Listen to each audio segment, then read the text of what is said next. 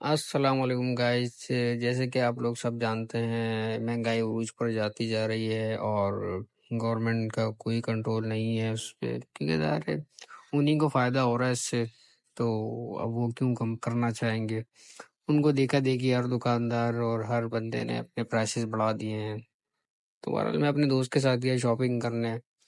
मैं अपने लिए तो शॉपिंग कर चुका था, तो बहरहाल शॉपिंग करनी थी, तो हम लोग गए रैक सेंटर। उसने अपने लिए कपड़े पसंद किए। 2-3 शॉप्स पे गए अपने मुख्तलिफ दोस्तों की, तो जिसमें से एक दोस्त के पास से उसको कपड़े पसंद आए, तो उसने ट्राई किए। वो साइज़ वगैरह लेंथ का इशू था, तो वो करवाया उसने। तो जैसे कि है कि महंगाई इस कदर उरूज पर जा रही है कि इंसान समझ से बाहर है उसके यार वो क्या करे, किस तरह से वो इन चीज़ों को मैनेज करे और वो किस तरीके से अपनी ज़रूरियात को पूरा करे। या तो वो ज़रूरियात को पूरा करेगा या तो फिर वो अपने बाहर की चीज़ों को बराबर करेगा कि अपने लिए कोई चीज़ें खरीदे या कुछ और।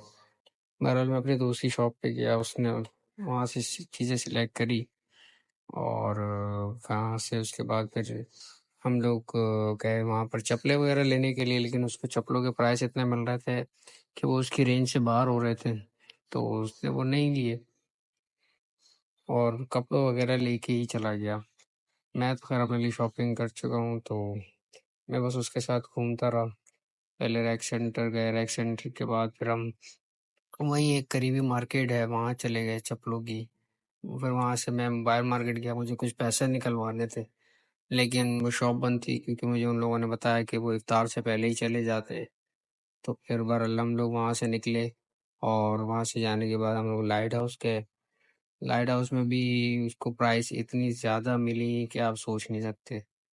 तो मैं तो बस सोचता ही रह गया कि मैंने कहा ये किस तरीके से आम आवाम मैनेज कर रही है इस चीज़ को, किस तरीके से वो अपनी अपने प्यारों के लिए, अपने लिए, अपने बच्चों के लिए और उन बाकी लोगों के लिए उस चीज़ को पूरा कर पा रही है।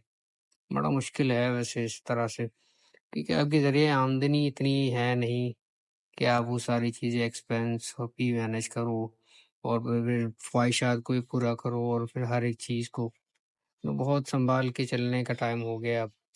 तो वहाँ से फिर हम लोग गए लाइट हाउस और लाइट हाउस में भी काफ़ी दुकानों पे सन्नाटा ही नज़र आ रहा था।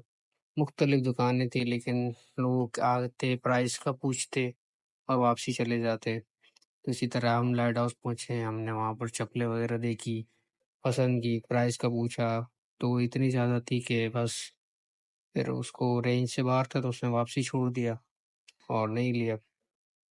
फिर हम वहाँ से वापसी निकले और वहाँ से हम चलते गए। तो बस चलते-चलते मेरे भाई ने फ़ोन किया था मुझे, तो उसकी हम शॉप पे गए, उसकी आर्टिफ़िशियल फ्लावर्स की शॉप है, बहुत अच्छी माशाल्लाह गुल प्लाज़ा में। तो उसको कुछ अपने प्रोडक्ट की पिक्चर्स खिंचवानी थी। वो चाहता है कि वो उसकी पब्लिसिटी करे, तो उसके लिए फिर उसने मुझे बुलाया, मैं उसकी शॉप पे गया। तो मैंने देखा बहुत अच्छे-अच्छे और बहुत ही उम्दा किस्म की फ्लावर्स, डेकोरेशन और मुख्तलिफ लैंप्स टाइप की जगह मतलब चीज़ें बनाई हुई हैं उसने, तो बहुत अच्छा था। और वैसे भी जब मैं मॉल वगैरह जाऊँ गुल प्लाज़ा, तो हर एक चीज़ वो एंटीक पीस वगैरह इतने होते हैं बेतहाशा कि दिल चाहता है हर एक चीज़ ले लें, लेकिन बस वही बात है ना कि कॉस्ट इतनी ज़्यादा बढ़ गई कि आप हर एक चीज़ खरीद ही नहीं सकते। तो बस चीज़ें देखी कुछ और बहरहाल मैंने पहले उसकी शूट की, इसकी सारी चीज़ों की और उसके बाद मुझे कुछ 2-3 चीज़ें पसंद आई, तो मैं घर पे ले आया। ज़्यादा तो नहीं ला सका क्योंकि ज़ाहिर है चीज़ें ज़्यादा ही एक्सपेंसिव होती जा रही हैं। तो ये कुछ सैंपल्स हैं उन पिक्चर्स के जो कि उसके शॉप में होते हैं।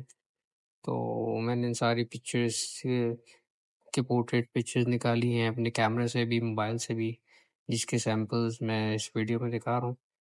तो आप लोग भी चाहें तो इसको खरीदने के लिए गुलप्लाज़ा जा सकते हैं। तो वहाँ पर डिफरेंट शॉप्स हैं, मेरे भाई की जो शॉप है, अगर उसका आपने पूछना है तो मैं अलग से आपको बता दूँगा। वैसे तो बहुत सारी शॉप है, जिससे भी चाहे आपका दिल करे, आप जाके खरीद सकते हैं। तो बड़े अच्छे-अच्छे आइटम हैं गुलप्लाज़ा में और इसके साथ अल्लाह हाफ़िज़।